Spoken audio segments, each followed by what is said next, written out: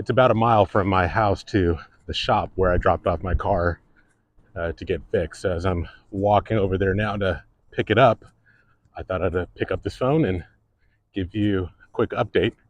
Working on a podcast on the history of Ethiopia, I decided that I'm going to do a series starting off looking at the war between Ethiopia and Fascist Italy in the 1930s.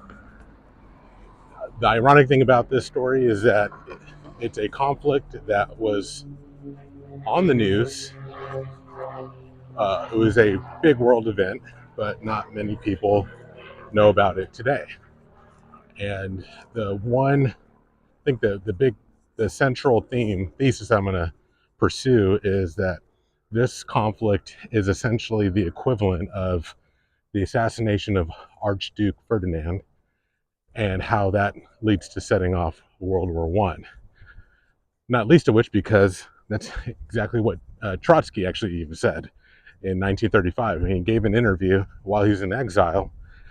He interestingly predicted that there would be a war in the next few years. I think he said about 2 to 5 years, and that it felt like the start of World War One again. He said it felt like 1914 all over again, and that this would trigger that. And so everyone's obviously familiar with World War II, and by the end of that conflict, the war in Ethiopia was treated as a separate war, unrelated. But as we'll learn, or as we'll see, as I walk through this podcast, and as I walk through the story, we'll see that even the great powers that were involved could see the implications of this diplomatic crisis, and one of which would be the possibility of a larger war breaking out. By the time that the invasion happens in 1935, Mussolini's already in power for quite a while. The Nazis have already taken over Germany, and they're in power as well. And you did have two camps, certainly like in the UK, where you had the appeasement approach, and you had folks like Churchill and Anthony Eden who were, mindful of the threat of Hitler, but there was just no appetite to go back to war again. And Ethiopia was the price that they were willing to pay to try to appease Mussolini.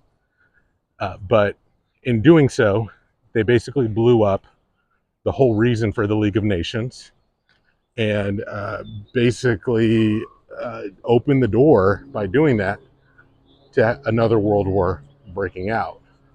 The whole point of the League was that they were going to prevent another world war from happening using this mechanism of collective security as a deterrent to stop anyone from getting any designs to take aggressive action.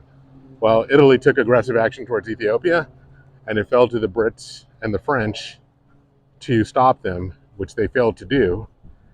And in so doing, they basically undermined the whole rationale behind the League. And even among the British, by the end of 1935, they realized that the League was dead. And at that point, then there's really the only question then is what's stopping another world war from breaking out? And of course, nothing. And the emperor even said as much in his speech in Geneva when he pointed out that today it's us, tomorrow it'll be you.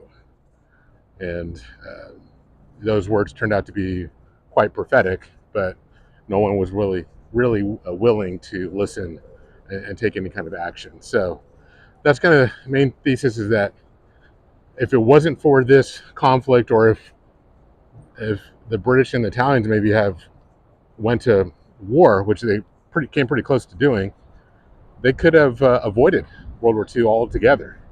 Hard to say, it's a counterfactual, but we can definitely see there's a line that goes from Ethiopia straight to Europe and the outbreak of World War II. So